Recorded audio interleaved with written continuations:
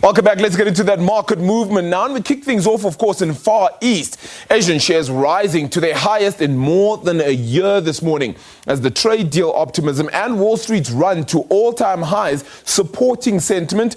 While familiar fears of a hard Brexit did begin to knock the pound, the mood carried Japan's Nikkei, which hit its firmest in more than a year. Hong Kong's Hang Seng rising almost 1% as well, while the Hong Kong-listed shares of Chinese tech giant Alibaba jumped 2% to their highest level since November the 26th, and that was their debut. Now in Japan, the Nikkei did manage to firm almost 0.5%. That ended up sitting on the day at 24,066 points there by close of trade. The Hang Seng in Hong Kong managed to add 1.1%, closing out at 27,815, while the Shanghai Composite was 1.3% higher, firmly above that 3,000 point mark at 3,022.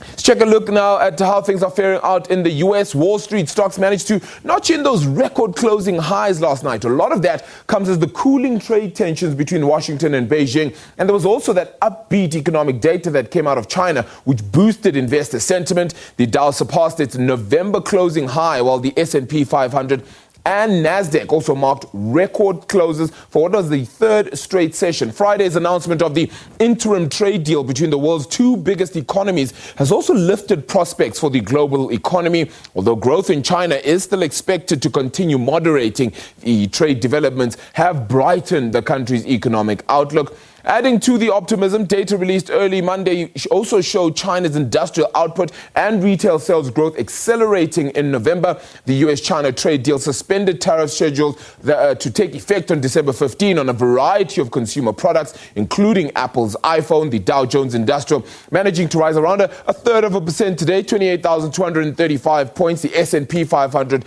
0.7% higher, nearly 3,200 there, while the NASDAQ was nearly 1% to the good.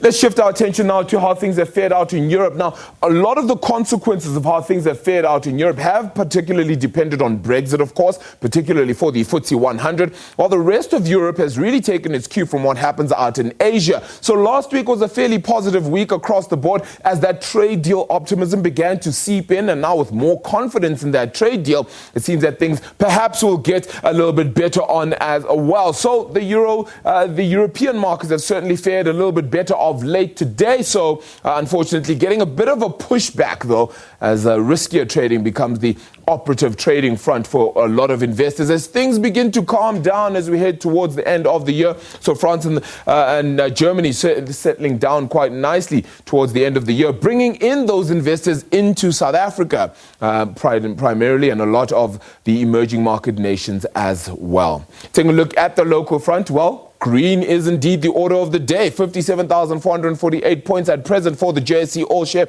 Some positivity seeping in as perhaps we enter that stage where we could find ourselves within the Santa rally, as we tend to call it, towards the close of the year. The industrials doing well. Of course, the change and the switch up between process and Naspers has certainly boosted the market this year, and that continues to be one of the driving factors for industrials as they continue to find a place to hover around. The industrials have also pushed that industrials board quite heavily forward. The banks have certainly done well towards the close of this year. Of course, interest rates have been the primary issue and the primary question mark. South Africa's growth will also affect consumers, and that is how the financials will move in accordance with what happens there.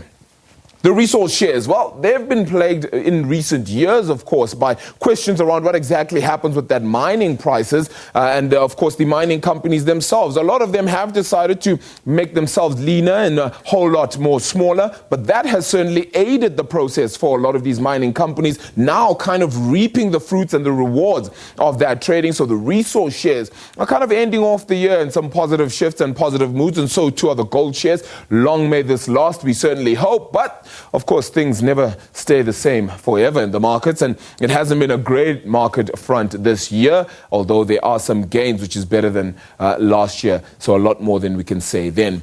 Headed off onto the commodity front, well, the price of gold still below that 1,500 key level. And this year, that was quite important. Of course, there's to remember that with the trade deal having come to the fore now, things have begun to peter off a little bit. That gold counter was certainly the one that a whole lot of investors had looked towards as a safe haven and started investing in that a little bit more and considered going there and staying there for a little bit. So it headed off beyond 1,500. But now 1,480, certainly not the market. Anybody who's a bull on that gold front would certainly have hoped for. But that platinum counter has certainly headed a whole lot higher, so that metal going off towards $1,000 a fine ounce. Whether it'll get there, though, is the key question. For now, it's still rallying and hitting around 932 with that oil price then at $65.41 a barrel. Very key to note, though, when we speak about platinum, that the palladium price has actually beat estimates and gone beyond its 2011 peak of $1,911 a fine ounce, breaching that mark this year. It looks very steady,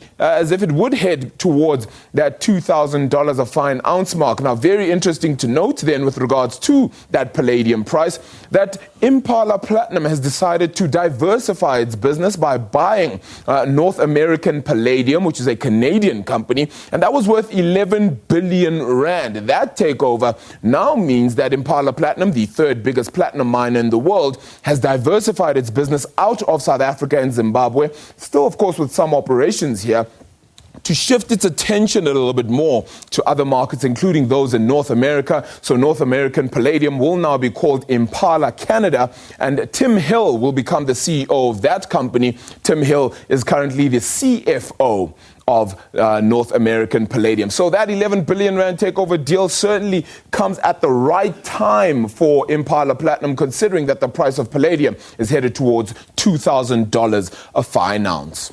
Let's check in on your other currency, should I say. Now, 14.38 for a US dollar. Certainly the local currency has shown some massive resilience this year, doing a whole lot better than where it started off the year, and perhaps countering all the moves that we've seen throughout the year with regards to the trade wars, especially on the local front. Of course, interest rates have remained quite tentative, and we only dropped off once, considering the state of South Africa's economy. So for that rand to sit where it is, considering the almost downgraded South African investment grade status, well, we certainly will not complain at 14.38 against that US dollar. We do certainly have a carry trade, which is quite important. And maybe then with the inflation numbers remaining where they are, it puts more pressure onto the South African Reserve Bank to cut interest rates in January. But whether that is the case, we'll have to wait and see. And the British pound, 18.98, so dipping just below that 19 rand mark in 16.04 for a euro. Quickly, let's check in on the BRICS nations as well. Then they've certainly done a whole lot better. A much better mark then for the yuan as well. So a renminbi will be costing you 2 rand and 5 cents. So perhaps a slight gain there, having started the day off at around 2 rand and 6 cents or so. So slightly better mark on that front. 354 as well for the real. The rupee in India is 20 cents, and 22 cents will give you a Russian ruble. For now, that is, of course, a look at how the markets have fared, and things continue to shape up very well. Where things end off for the year, we'll continue to give you an update right here on SABC News. Right after the short break, though, my colleague Nzinga still continues to give you more economic news. Stay tuned. For now, that's where the buck stops.